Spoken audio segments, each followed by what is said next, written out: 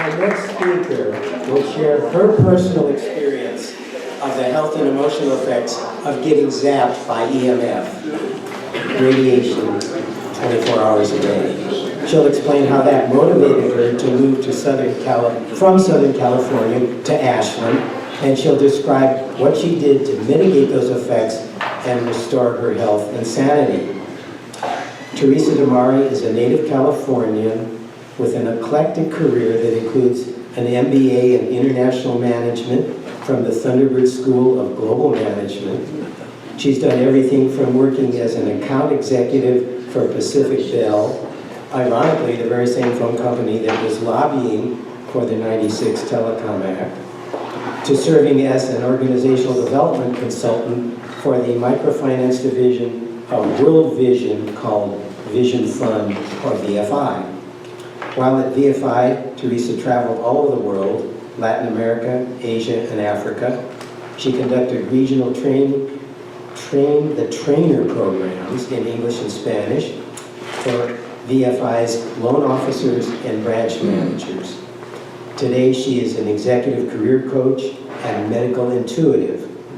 Her EMF saga begins back in 2015 after World Vision laid her off and she separated from her then husband.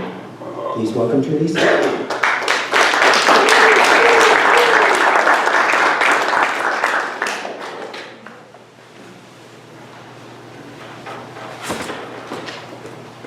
Thank you, Alan, and thank you, everybody. Thank you for being here and taking the time out of your evening to hear from us.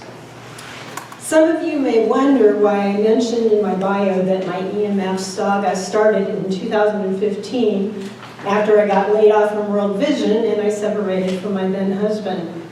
The reason is that those events were highly traumatic for me. And as a medical intuitive, I know that trauma is the root cause of disease. So for those of you who say to yourself, hey, I'm in great shape, I'm having absolutely no ill effects whatsoever from EMFs, I say, wait a while. What I experienced wasn't waking up one day and feeling bad. It was an accumulation of EMF exposure over years. And trauma, it's the trauma that pushed me over the edge, and then my symptoms emerged. I'm not saying that you have to have a huge traumatic event in your life to become sensitive. However, you may reach a tipping point. And because you're emotionally vulnerable, suddenly stuff may start showing up that you never anticipated. So, as I mentioned, my story begins in 2015. Shortly after I left my husband, I discovered small lesions over my right eyebrow that weren't healing. So I went to the dermatologist and she removed them with nitrogen, and I figured, hey, no big deal, we're fine. I forgot about them until they reappeared. This time she biopsied them. This time the diagnosis was squamous cell carcinoma, which would require something called Mohs surgery to remove layers of skin until the doctor could get clear margins. In 2016, my doctor's colleague did the surgery.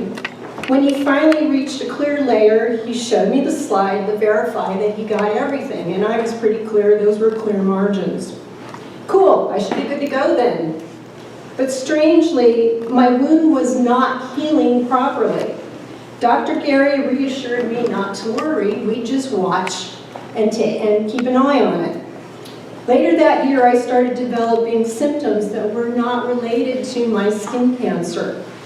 I suddenly had tinnitus, persistent ringing in my ears that kept getting worse. In fact, to this day, I can no longer hear silence because the background noise in my head sounds like I'm under overhead wires constantly. The other symptoms I developed included insomnia, brain fog, and depression.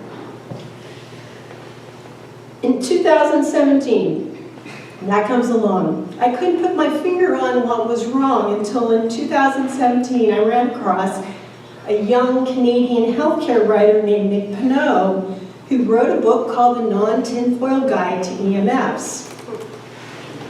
After reading it, if he mentioned 20 symptoms linked to EMF exposure, I probably had 15 of them. Wow, the light went on in my head, and I knew I'd have to take action or I'd keep getting sicker and sicker. I realized that the major source of my EMF exposure was 5 electric smart meters going up and down the wall of my bedroom. And then I found out that I had 5 electric gas smart meters going horizontally on the other side of my bedroom wall. Initially, I didn't know that the gas meters were smart, so I first concentrated on the electric meters because those seemed to be the biggest risk.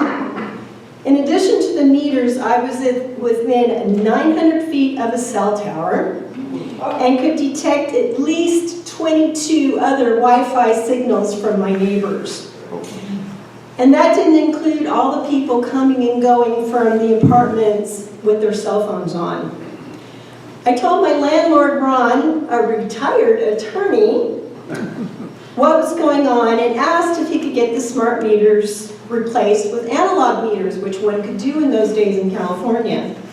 He said he'd look into it. In the meantime, I bought myself a meter to measure the EMF levels and asked permission to put Faraday cages on the meters.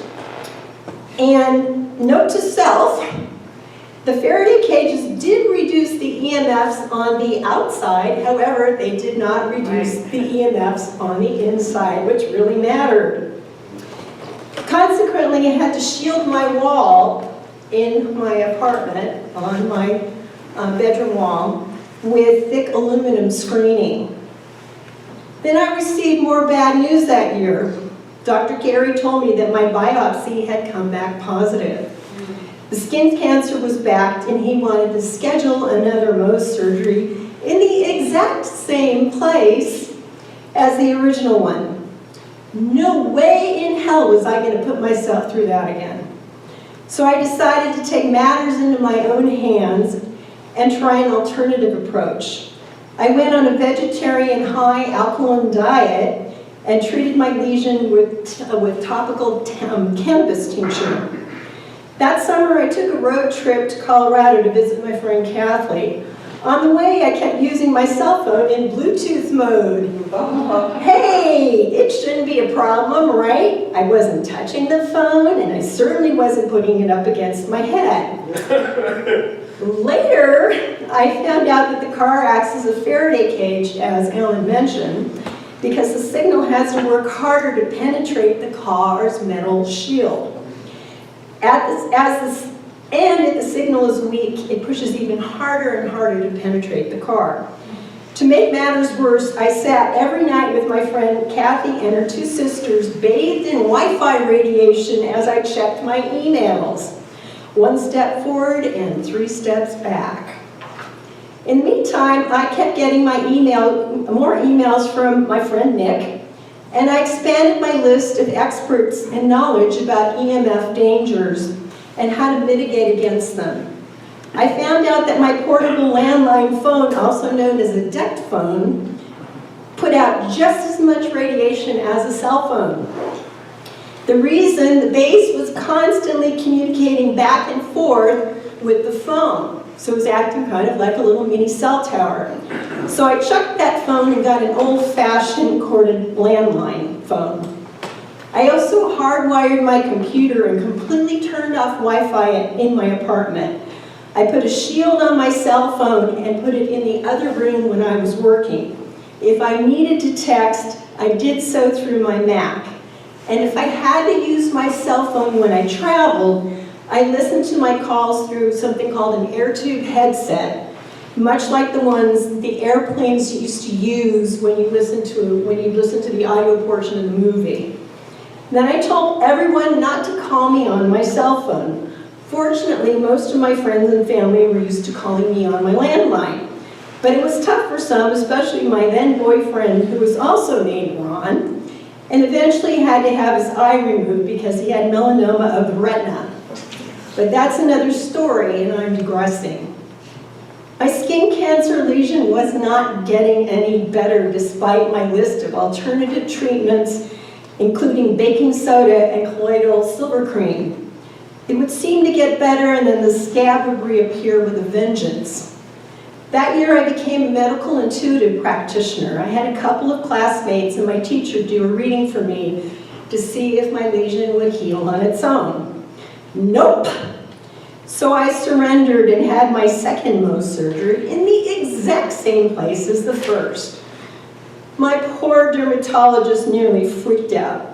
He said he had done hundreds and hundreds of these surgeries and never, ever, ever, one single time had it come back. Unfortunately, I was his first. So I know that he took more skin than he needed to just to be safe. I told him that was fine as long as I didn't look like Nancy Pelosi by the time he was done. Hey, we need a little levity at that point. 2019, my wound was finally healing, the rest of me wasn't getting any better. I asked my landlord how the smart meter petition was going.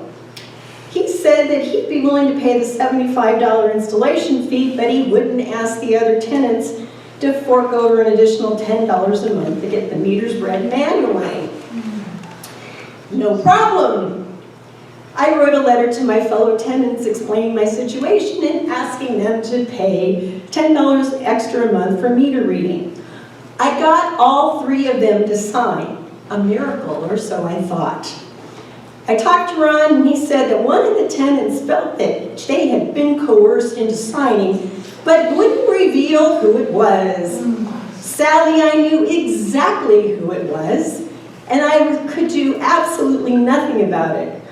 God, now I was back to square one. My symptoms, especially the tinnitus, became so severe that I could no longer sleep in my bedroom. I couldn't get the EMF levels down low enough to be safe. I resorted to sleeping on my living room floor. My only source of relief was earthing at the Colorado Lagoon nearby. Each morning I'd remove my shoes and walk in the wet sand. The process helped me ground and discharge some of the EMFs that my body had absorbed from the previous day. I knew that I was going to have to move because my landlord wasn't going to budge an inch. He was treating me like I was on trial and he was constantly cross-examining me. But I was trapped. I didn't have the money to move. My friends and family politely patronized me, but most of them thought I was nuts. I became more and more depressed as I contemplated suicide.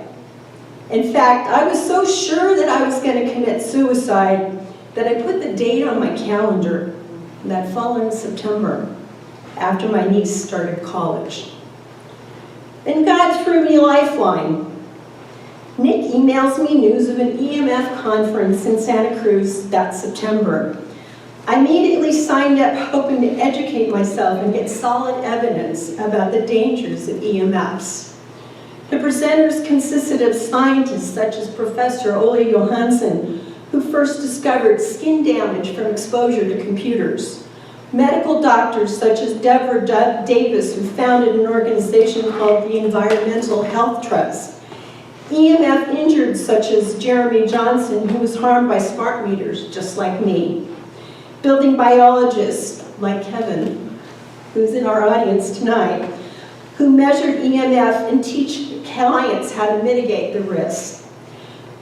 I also discovered that EMF sensitivity tends to show up after mold exposure, and the two tend to go hand in hand.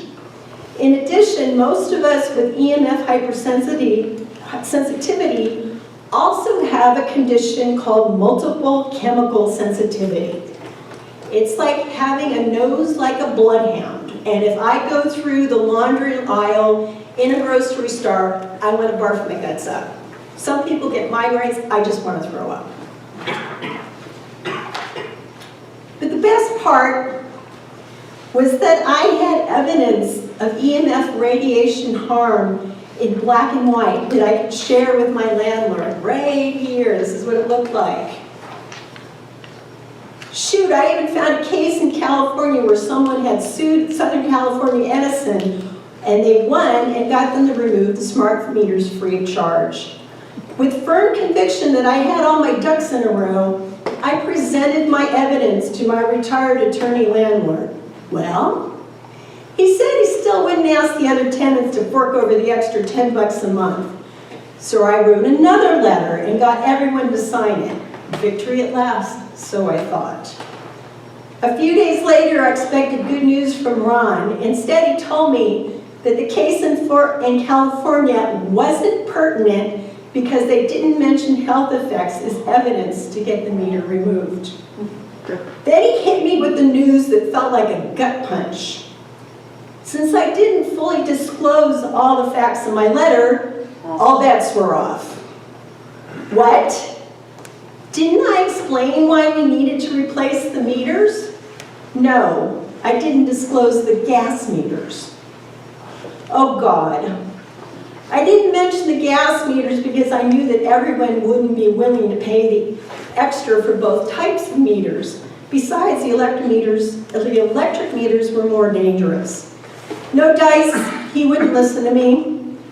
After he hung up on me, I broke down, sobbing hysterically. I couldn't afford to move, and if I stayed, I knew that I'd die. Either another ailment would kill me, or I'd end up killing myself. In desperation, I called my friend Tom back in South Carolina. Through my tears, I told him my whole sad story and how I needed to move immediately but couldn't afford it. How much did I need? I mentioned a number. Then he said, would I allow him to just give me the money? That sent me into bigger sobs. This time my tears were from gratitude. No, I answered, I'd pay him back the money, and I did.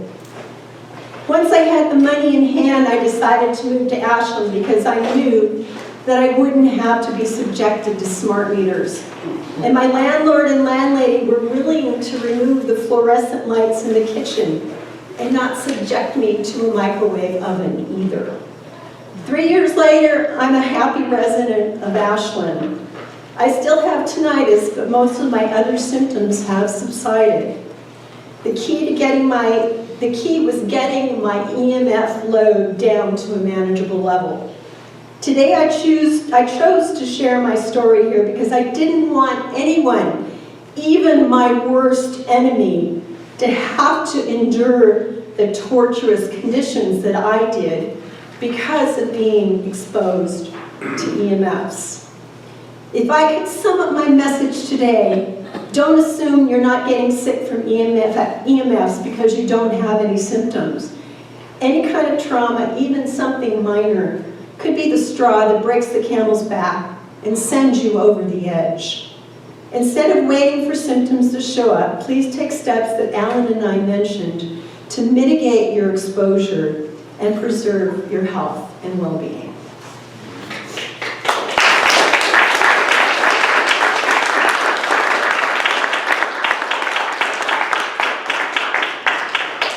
I'm sorry we may be running a little bit late, and I ask you your indulgence if you'd be willing to stay a little bit later.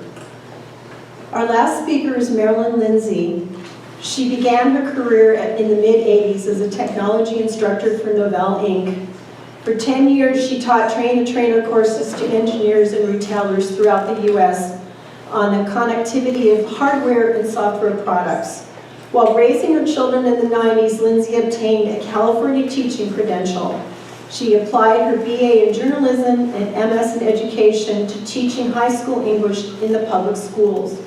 Years later, she was drawn to alternative and preventative healthcare and completed board certification in holistic nutrition. She began working as a clinical nutritionist in 2015 at Unconventional Medicine in Marin County, California. In 2019, Lindsay and her husband moved to Ashland, where she consults in private practice. Lindsay recently joined the board of Oregon for Safer Technology. And what Lindsay has to share here is hope. Hope for the city, hope for the fact that we already have some infrastructure in place that will lead us to the next step in improving our lives and our health. Lindsay?